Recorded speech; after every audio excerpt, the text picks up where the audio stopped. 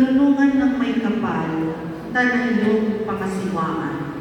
Halina't kami turuan.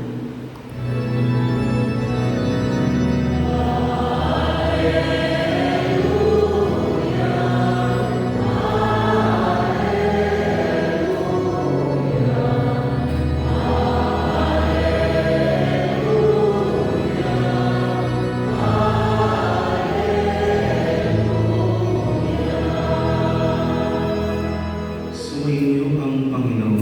At sumayo rin. Pagpapahayag ng mabuting balita ayon kay San Mateo. Papuri sa iyo, Panginoon.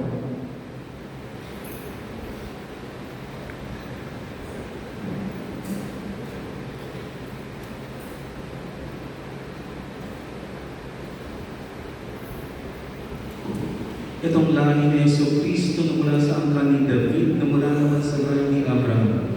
Si Abraham ang ama ni Isaac, si Isaac ang ama ni Jacob at ng kanyang mga kapatid. Naging anak naman ni Juda kay Tamar, sila Fares at Zara.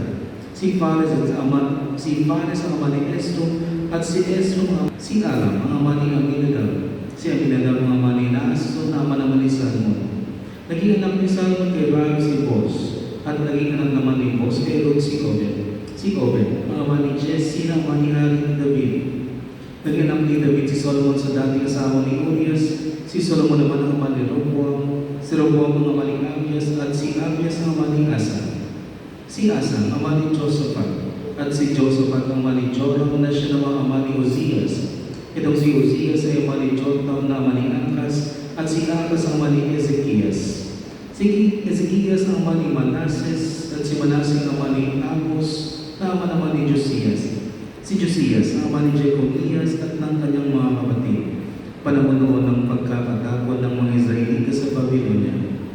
Matapos ang pagkakatakot sa Babylonia, naging anak ni Jeconias sa Latchet na ama ni Zorobabel. Si Zorobabel ang ama ni Abiud, na ama ni Eliakim. Si Eliakim ang ama ni Azor. Si Azor ang ama ni Zadok, na ama ni Aquim. Itong si Aquim ang ama ni Eliud. Si Eliud ang ama ni Eleazar. Si Eleazar ang ama ni Mata, na ama ni Jacob. At si Jacob ang ama ni Jose, na asawa ni Maria. Si Maria naman ang ina ni Jesus na tinatawag na Kristo.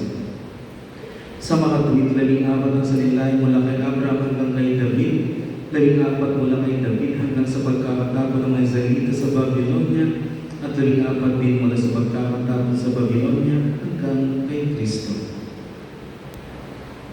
Mga kapatid, ang mabuting balita ng ating Panginoon